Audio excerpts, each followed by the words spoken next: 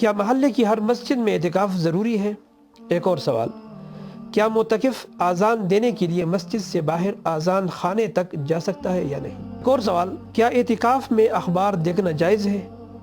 جواب یہ ہے کہ اعتکاف کا بنیادی مقصد رضا الہی ہے۔ کیا روزہ کی حالت میں چہرے یا جسم پر کریم لگانا جائز ہے یا نہیں؟ صدقہ فطر کس کس کی طرف سے ادا کرنا واجب ہے؟ پہلا سوال یہ ہے کہ کیا اعتکاف مسنون کے لیے روزہ شرط ہے؟ جواب یہ ہے کہ مسنون اعتکاف کے لیے روزہ شرط ہے۔ اگر کسی کا روزہ ٹوٹ گیا تو اس کے روزہ ٹوٹنے کی وجہ سے اس کا اعتکاف بھی ٹوٹ جائے گا۔ ہمارے فقہاء احناف کے سرخیل علامہ شامی رحمہ اللہ فرماتے ہیں ان الصوم شرط فی الاعتکاف المسنون، کہ اعتکاف مسنون میں روزہ یہ شرط ہے۔ کیا محلے کی ہر مسجد میں اعتکاف ضروری ہے؟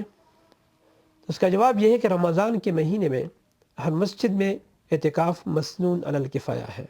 علامہ شامی رحمہ اللہ نے یہاں پر ایک تشبیہ دی ہے کہ چونکہ یہ اعتکاف اس کی مشابہت ہے ایک قسم کی تراویح کے ساتھ، کہ جس طرح تراویح ہر مسجد میں مسنون ہے تو اس طرح اعتکاف بھی ہر مسجد میں مسنون ہے۔ ایک اور سوال، کیا معتکف آذان دینے کے لیے مسجد سے باہر آذان خانے تک جا سکتا ہے یا نہیں؟ اس کا جواب یہ ہے کہ معتکف کے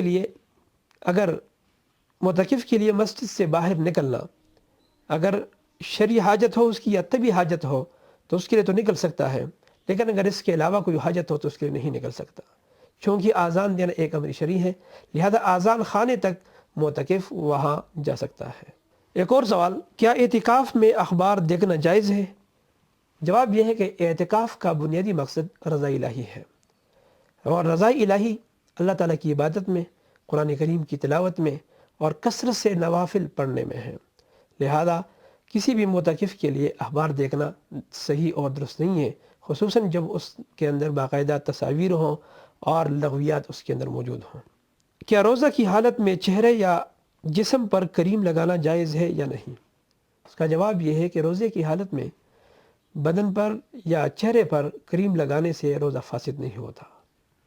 ایک اور سوال، صدقہ فطر کس کس کی طرف سے ادا کرنا واجب ہے؟ تو اس کا جواب یہ ہے کہ مالدار آدمی اپنی طرف سے صدقہ فطر ادا کرنا اس پر واجب ہے، اور اسی طرح اس کے نابالغ اولاد کی جانب سے بھی اس پر صدقہ فطر ادا کرنا واجب ہے، لیکن اگر نابالغ اولاد اگر مالدار ہے تو ان کے مال سے ادا کر دے، ورنہ اگر مالدار نہیں تو اپنی طرف سے ادا کر دے۔ اور اگر اس آدمی کے بالغ اولاد ہیں تو ایسی صورت میں ان بالغ اولاد کی طرف سے صدقہ فطر باپ پر واجب نہیں ہے، البتہ اگر اپنی طرف سے خود ادا کر دے تو ادا ہو جائے گا۔